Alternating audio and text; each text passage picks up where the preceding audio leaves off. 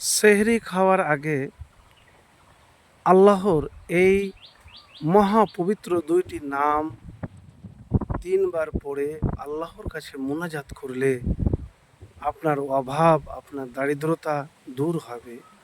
এমনভাবে টাকা আসবে যা কল্পনা করতে পারবেন না।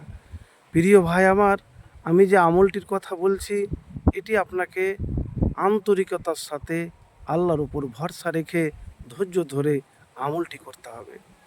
তো যখনই সাহারি খাওয়ার জন্য আপনি রাত্রে উঠবেন, তখন অবশ্যই উজু করে নেবেন।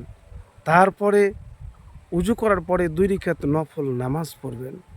নামাজ যখন পড়া হয়ে যাবে, তখন আপনি দুরূদ শরীফ পাঠ করবেন। কোন দুরূদ? যে দুরূদ নামাজের মধ্যে পড়েন। আল্লাহুম্মা সাল্লি আলা মুহাম্মাদি ওয়া আলা আলি মুহাম্মাদ কামা সাল্লাইতা আলা ইব্রাহিমা ওয়া আলা আলি ইব্রাহিমা ইন্নাকা হামিদুম মাজিদ।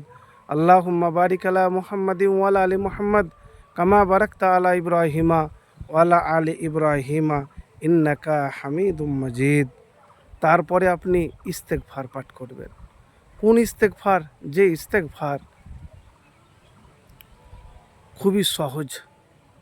আস্তাগফিরুল্লাহ ওয়া আতুবু ইলাইহি। যখন পাঠ করা হয়ে যাবে, হাত দুটিকে উঠাবেন, উঠিয়ে প্রথমে আল্লাহর প্রশংসা করবেন, তারপরে ফের দুরূদ শরীফ পাঠ করবেন, তারপরে ফের আপনি বলবেন কি, ইয়া হাইয়ু ইয়া কাইয়্যিমু বিরহমাতিকা আস্তাগিসু, ইয়া হাইয়ু ইয়া কাইয়্যিমু বিরহমাতিকা আস্তাগিসু। 3বার পাঠ করবেন। পাঠ যখন হয়ে যাবে, তখন আপনি আল্লাহর কাছে চাইবেন।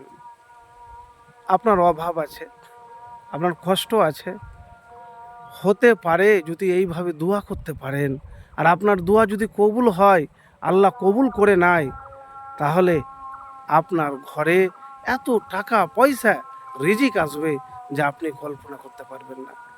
তো প্রিয় ভাই আমার, তো এইভাবে আপনাকে সাহারি রান্নার খাবারের আগে আপনাকে উঠতে হবে, বা গভীর রাত্রে উঠেও হলে হবে।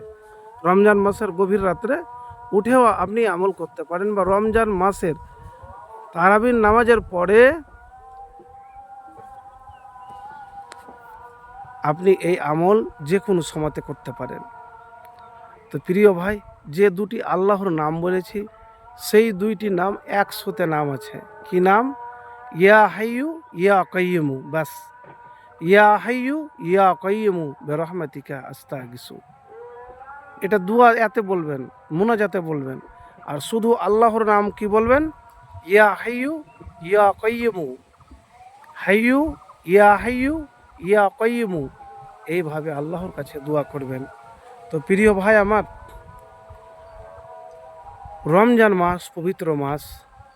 যদি আপনার কোনো চাওয়া থাকে, যে চাওয়া পূরণ হয় না, আপনার আশা আছে, আশা পূরণ হচ্ছে না, দোয়া করছেন, দোয়া কবুল হয় না, তো একবার এইভাবে দোয়া করে দেখুন, আমল করে দেখুন। যদি আপনার দোয়া কবুল হয়ে যায়, তাহলে এমনভাবে দুনিয়াতে আপনার সুখ সচ্ছলতা আসবে যা আপনি কল্পনা করতে পারবেন না। তো প্রিয় ভাই আমার, আমি আপনাদেরকে এতটুকুন বলবো যে যে কোনো আমল করার আগে অবশ্যই সম্পূর্ণ পবিত্রতা হাসিল করতে হবে। পবিত্রতা হাসিল না করতে গেলে আপনার আমল কোনোভাবেই কবুল হবে না। সব দিক থেকে একবার করে দেখুন।